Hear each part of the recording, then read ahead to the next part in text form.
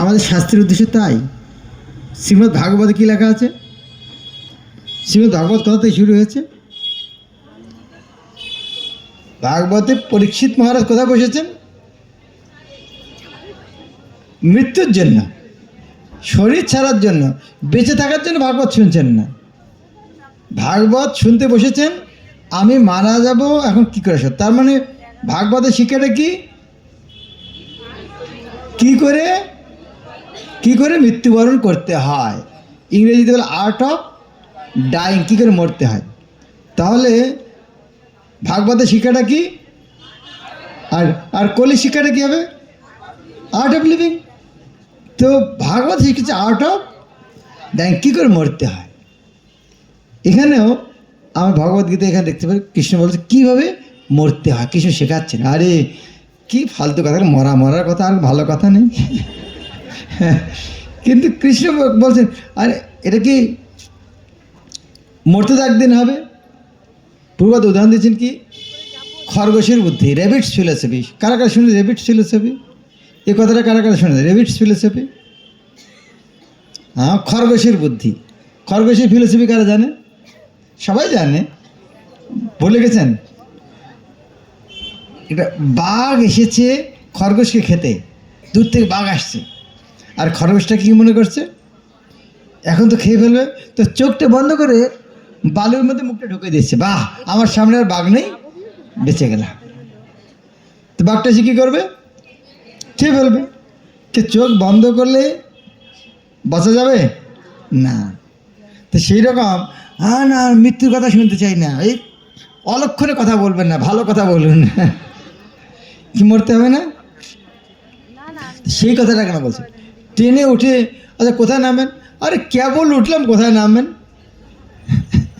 আরে কেবল উঠলেন তো, নামবেন কোথায়? ওটা তো আগে জানা উচিত। ট্রেনে উঠে প্রথম কাজটা হচ্ছে কোথায় নামবো। এমন না যে চলো একটু মজা করে থাকি, না, ট্রেনে উঠে প্রথম কাজটা কোথায় নামবো। দেখো ভাই জিপে কতক্ষণ লাগবে যেতে। ফ্লাইটে উঠে প্রথমে কী বলে? কারা কারা প্লেনে উঠেছেন? প্লেনে উঠে সঙ্গে সঙ্গে কী বলে? যে কোনো সময় হাওয়া বন্ধ হতে পারে, অ্যাক্সিডেন্ট হতে পারে, জলের মধ্যে নামতে হতে পারে, লাইফ জ্যাকেট আপনার নিচে পড়ে আছে, অক্সিজেন হলে এরপরে সঙ্গে সঙ্গে দরজা পিছিয়ে খুলে যাবে, ওখানে র্যাম্প পাবে, ওখানে নেমে যাবেন। কী রে ভাই, টাকা পয়সা দিয়ে কি কোথায় আসলাম? এগুলি শোনার জন্য আসলাম, 10,000 টিকিট দিয়ে এগুলো শোনার জন্য আসলাম। কি কথাগুলো খারাপ। কেউ হয়তো 1000, 2000, 3000 বার ফ্লাইটে উঠেছেন, আজ পর্যন্ত সময় দরকার হয়েছে, তারপর আবার শুনতে হচ্ছে। হ্যাঁ, এটা শোনা দরকার। তো সেই রকম কীভাবে শরীর ছাড়তে হবে এটাও জানা দরকার। এমন না যে এখান থেকে আমরা চোখ বন্ধ করে থাকবো। তো অর্জুন এই 7টা প্রশ্ন করছেন। ব্রহ্ম কিংবা অধ্যাত্ম কি কর্ম পুরুষোত্তম, অধিভূত অধিদৈব কহ তার ক্রম। ব্রহ্ম, অধ্যাত্ম, কর্ম, অধিভূত, অধিদৈব, 5টা। পরের শ্লোকে 2টা। অধিযজ্ঞ কিবা সেই হেমদূষূদন, কীভাবে তোমাকে পায় প্রয়াণ যখন। 6 নম্বর প্রশ্ন অধিযজ্ঞ, আর কীভাবে তোমাকে পায় যখন মৃত্যু হবে। এই 7টা প্রশ্ন। তো সংক্ষিপ্ত উত্তর দিচ্ছেন কৃষ্ণ সবগুলারই। আমি এগুলো ব্যাখ্যা করছি না, পড়ে যাচ্ছি, একবারে বোঝা যাবে না হয়তো, আর তাৎপর্য আর বিস্তারিত বর্ণনা আছে। অক্ষয় বিনাশ নাই অতএব ব্রহ্ম, ব্রহ্মের সঙ্গে দিচ্ছে।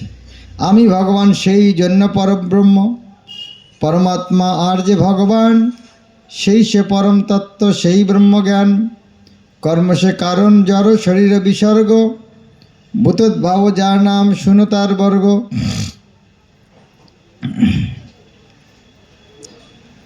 পদার্থ যে অধিভূত খরভাব নাম, বিরাট পুরুষ সেই অধিদৈব নাম। অন্তর্যামী আমি সেই অধিযোগ্য নাম, যত দেহি আছে তার হৃদে মোর ধাম। তা অধিযোগ্য পর্যন্ত 6টা প্রশ্নের উত্তর 2 শ্লোকে দিয়ে দিলেন। এখন 7 নম্বর প্রশ্ন। কি 7 নম্বর প্রশ্ন? অতএব অন্তকালে আমার স্মরিয়া, যে বা চলি যায় এই শরীর ছাড়িয়া, সে পায় আমার ভাব অমর সে হয়, নিশ্চয়ই কহিনু এই নাহি তো সংশয়। আপনার সামনে যে ক্যামেরা ঘরে কোন ফটোটা আসবে কখন? ক্লিক। হ্যাঁ, যে সময় ক্লিক হবে ওই সব ফটোটা আসবে। সেই রকম আমরা যে শরীর ছাড়ছি, যে সময় যে মনোভাব নিয়ে শরীর ছাড়বো ওইটা হবে। তাহলে কী করা উচিত? একটা ক্যামেরা এসছে, ডিডি চ্যানেলে দেখানো হবে, ক্যামেরা এদিকে আসছে, ওদিকে লোক আছে, আমার কাছে কখন আসবে, চোখটা যেন বন্ধ না হয় সবাই। এখন যা করে করি, যখন ক্যামেরা আসবে তখন যেন চোখ দিয়ে না বন্ধ। আচ্ছা সবাই প্লিজ, না আমি একটু মাথা উঁচু করে থাকি। আমরা কখন রেডি থাকি? যে সময় ক্যামেরাটা আসবে সেই সময় যেন ছবিটা ভালো আসে। তাই আমার কমপক্ষে অন্য সময় যাই করি, ক্যামেরা যখন আসবে সেই সময় যেন সে সময় ঠিক থাকে। সেই রকম যাই করি না কেন মৃত্যুর সময় যেন মনে থাকে। অতএব অন্তকালে আমারে সরিয়া যে যায় চলে যায় এ শরীর ছাড়িয়া, সে পায় আমার ভাব অমর সে হয়, নিশ্চয়ই কহিনু এই নাহি তো সংশয়। নিশ্চয়ই কহিনু, ভগবান গ্যারান্টি দিচ্ছেন। কেন গ্যারান্টি দেন? কেন কেন গ্যারান্টি দিচ্ছেন? কি খুব কঠিন কথা? খুব কঠিন কথা। গ্যারান্টি কখন দিতে হয়? তুমি বিশ্বাস করে না তখনই বলতে, আরে সত্যি বলছি। তো ভগবান জানে বদমাস, এর বিশেষ করে অসংশয় আছে, তাই গ্যারান্টি না, অসংশয় নিশ্চিত যাবে। কহিনু নেই তো সংশয়। এখন মৃত্যুর সময় যদি কৃষ্ণ কথা স্মরণ না করা যায়, কোথায় যাবে? বিষ্ণুদেব কৃষ্ণকে স্মরণ কোথায় যাবে? হ্যাঁ, সোজা কথা, যে চিন্তা করবে সেখানে যাবে। কঠিন নাকি? ভরত মহারাজ হরিণের চিন্তা কোথায় গেলেন? যে যেই স্মরণ করে জীবন্তকালে, যেভাবে সে ত্যাজিনী জড় কলে বরে, সেই সেই ভাবযুক্ত তত্ত্ব লাভ করে। হে কন্তেও থাকি সদা সেই ভাব ঘরে। এটা শুনে কি করা উচিত? একটা বাচ্চাকে টিচার বলছে, পরীক্ষার খাতায় লিখতে পারলে তুমি পাস করে যাবে। পরের প্রশ্নটা কি? যদি ভালো লিখতে না পারি, উত্তরটা কি? যতটা লিখবে ততটা পাবে। তৃতীয়টা কী হবে? তাহলে কী করা উচিত? পরীক্ষায় যাতে ভালো লিখতে পারি সারা বছর পড়াশোনা করব। বুঝে গেল? প্রথম ষোলোটা কি? ভালো করে পরীক্ষায় লিখতে হবে। দ্বিতীয়টা কি? যেরকম লিখবে সেই রকম মার্ক পাবে। তৃতীয় শিক্ষাটা কি? ভালো রেজাল্ট করার জন্য নাকে সর্ষের তেল ঘুমাও না, সারা বছর পড়াশোনা করো। সেরে বলছেন, অতএব তুমি সদা আমাকে স্মরিবে। সদা, এমন নয় শুধু মৃত্যুর সময়। মৃত্যুর সময় স্মরণ করার জন্য এখন থেকে অভ্যাস। কায় মন বুদ্ধি সব আমাকে অর্পিবে, সেভাবে থাকিলে মোরে পাইবে নিশ্চয়। আবার নিশ্চয় গ্যারান্টি দিতে হচ্ছে। আমাতে অর্পিত মন যদি অসংশয়। এখন এটা অভ্যাস করার সময় এটা কিন্তু নানা কঠিন হতে পারে, কিন্তু অভ্যাস করলে কঠিন নয়। কঠিন নয় তো এই অভ্যাস করিলে মনকে অন্যত্র সদা নাহি যেতে দিলে। অভ্যাস কি? অভ্যাস মনকে যেতে দেওয়া যাবে না। গুরু মহারাজ একবার প্রশ্ন করেছিলেন, তোমরা বলো জপের সময় মনটা কোথায় রাখা উচিত? সবাই সবাই সবাই বিভিন্ন উত্তর দিচ্ছিলেন। কৃষ্ণের চরণ কমল এখানে। তো গুরু মহারাজ বললেন, কানে রাখতে হবে মনটা। তুই শুনছি কি না শুনছে, আর শুনলে বোঝা যায় ঠিকমতো উচ্চারণ করছে কি না করছে। হ্যাঁ, তাই এখানে মনকে এই অভ্যাস করার সময় মনটাকে নিয়ন্ত্রণ করতে হবে। মনটা কি দেখ ঠিক জায়গায় আছিস কিনা। হে পার্থ, সেভাবে চিন্তি পরম পুরুষে নিশ্চয় পাইবে তুমি দেহ অবশেষে। এখন এখন এখন কি করবে? এটা শুনে কি করা উচিত? সোজা কথা। কি করতে বলছে আগের শ্লোকে? অভ্যাস করো। কি অভ্যাস করো? ভগবানের চিন্তা করো, অভ্যাস করো মনকে। কার কোন রূপে চিন্তা করবো? ভগবানের কোন রূপে চিন্তা করবো? ভগবানের তো অনেক রূপ আছে। ভগবান রাসলীলা, কোন রূপ চিন্তা করবো? হ্যাঁ, রাসলীলা করতে পারি, কিন্তু কৃষ্ণ যে কৃষ্ণ ভগবান, সে সম্বন্ধে যদি জ্ঞান না হয় তা আমরা কি দেখ?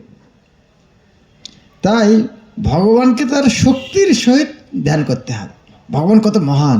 ভগবতীর প্রাথমিক উপলব্ধি কি? ভগবান কত মহান, এটা হচ্ছে প্রাথমিক উপলব্ধি। ভগবান বিরাট, প্রাথমিক উপলব্ধি কি? দেখো ভগবান কত বিরাট। আমি একটা ছোটো মানুষ, আমার পেটটা যদি এইরকম বড় হয়, তাহলে ভগবান অনেক বড়, তাহলে তার পেটটা তাহলে সমুদ্রের মতো হবে।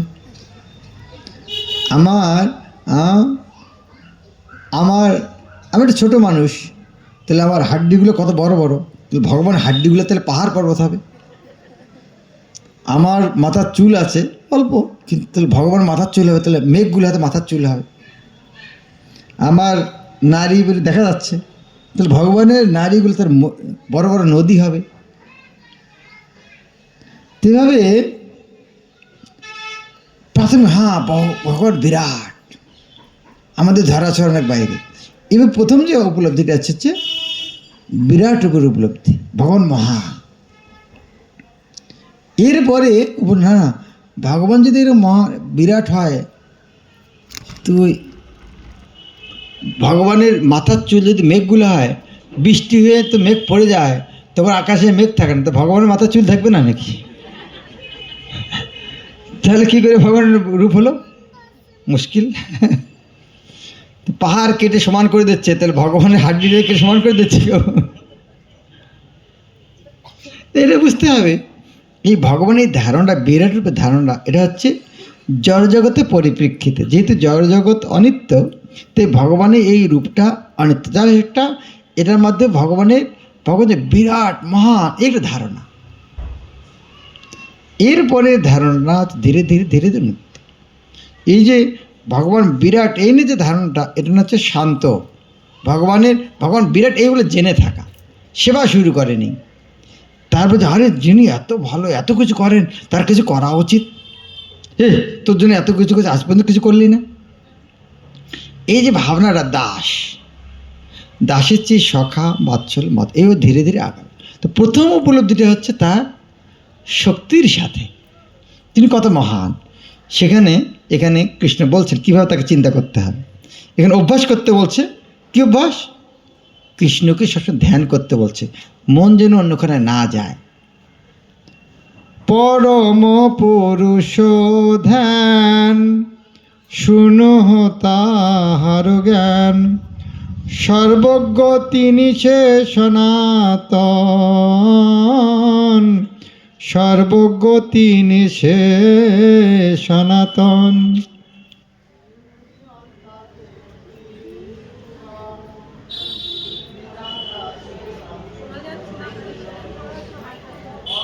চর জর বুদ্ধিমন,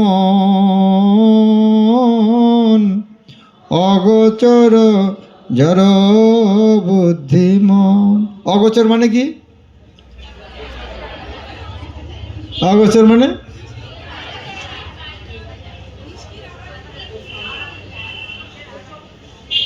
গোচর মানে কি? গোচর মানে কি? গোচারণ ভূমি শুনেছেন? গোচারণ ভূমি মানে কি? যেখানে গাই চলে। তো গোচর মানে যেখানে গাই চলে। তো অগোচর মানে যেখানে গাই চলে না। হ্যাঁ, গোচর মানে কি? গোচারণ ক্ষেত্র মানে কি? হ্যাঁ, গোচর ক্ষেত্রে গাই চলে। তো অগোচর মানে যেখানে গাই চলে না। তো গো মানে যেমন গাই, গো মানে আর একটা হচ্ছে ইন্দ্রিয়া। তো ইন্দ্রিয় যেখানে চলাফেরা করে না, সেটা হচ্ছে অগোচর। ইন্দ্রিয় চলাফেরা করে না মানে কি? ইন্দ্রিয় যেখানে যেতে পারে না, কান যেটা শুনতে পারে না, চোখ যেখানে দেখতে যেতে পারে না, নাক যেটা ঘ্রাণ নিতে পারে না, চামড়া দিয়ে স্পর্শ, অর্থাৎ ইন্দ্রিয়গুলো যেখানে যেতে পারে না সেটার নাম হচ্ছে অগোচর। অগোচর বা ইন্দ্রিয় অতীত, কোনটা সেটা? চিন্ময় বস্তু। চিন্ময় বস্তু ইন্দ্রিয় দ্বারা সেটার নাম অগোচর। যে জন স্মরণ করে নিত্য সেই পুরুষের আদিত্যের ন্যায় প্রকাশ, প্রকৃতির পরপারে যে জানে সে বিধাতারে, সরাট তিনি চিৎবিলাস। অচল মনেতে যে বা প্রয়াণ কালেতে কিবা, ভক্তিযুক্ত হয়ে যোগ বলে, ভুরুর মধ্যে রাখি প্রাণ যদি হয় সে স্মরণ, দিব্য পুরুষ তাহারে মিলে। বেদজ্ঞানী যে অক্ষর লাভে হয় তৎপর, যাহাতে প্রবিষ্ট হয় জ্যোতিগণ, বিতরাগ ব্রহ্মচারী সদায় আচরণ করি, সে তথ্য বলি শুনো বিবরণ। সমস্ত ইন্দ্রিয় দ্বার রুদ্ধ হয়েছে যার, বিষয়েতে অনাসক্তি নাম, মনকে নিরোধ করি হৃদয়েতে স্থির করি, যেই জন হয়েছে নিষ্কাম। প্রাণকে ভুরুর মধ্যে যজ্ঞ সেই যোগী সাজে সমর্থ যোগ ধারণে সেই, ওঙ্কার অক্ষর ব্রহ্ম উচ্চারণে সেই ব্রহ্ম আমাকে স্মরণ করে যেই, সে যায় শরীর ছাড়ি বৈকুণ্ঠ বিহারী হরি, সমান লোকেতে হয় বাস, সেই সে পরমাগতি শ্রীহরি চরণের অতি, ধন্য তার পরমার্থ আস। কি কঠিন, কত সুন্দর না? বাহ, গীতে পড়ে বোঝা দিয়েছেন কত সহজ। সে যায় শরীর ছাড়ি বৈকুণ্ঠ বিহারী হরি, সমান লোকেতে হয় বাস, সেই সে পরমাগতি শ্রীহরি চরণের অতি, ধন্য তার পরমার্থ আস। গীতা কি মধুর করে দিয়েছেন প্রভুপাদ। ছিল প্রভুপাদ কি যায়। যে যোগী অনন্য চিত্ত আমাকে স্মরয় নিত্য, দৃঢ়তার সহ অবিরাম, তাহার সুলভ আমি হে পার্থ জানো তুমি, নিত্যযোগে তাহার ইচ্ছাম। অনন্য চিত্তে দৃঢ়তার সঙ্গে অবিরাম স্মরণ করতে, বাস এর গোপন কথা।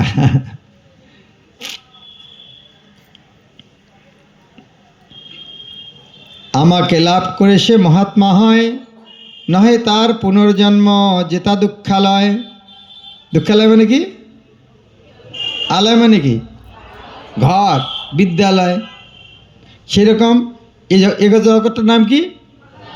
কে বলছেন? ভগবান যদি বলেন, আমি ভগবান দুনিয়াটা বানানোর পরে যদি বলে আমি দুঃখালয়, আর আমরা যদি মনে করি সুখালয় বানাবো, গাধা না? ভগবান বানিয়ে বলে দুঃখালয়, আর আমরা কি বানানোর চেষ্টা করছি? সুখালয় বানাবো, কিরকম গাধা। ভগবান স্টাফ মানে দিয়েছেন, যে দেখলাম এটা দুঃখালয়। কেউ বলতে পারে না, না তোমাদের গরিব লোক তো সেদিন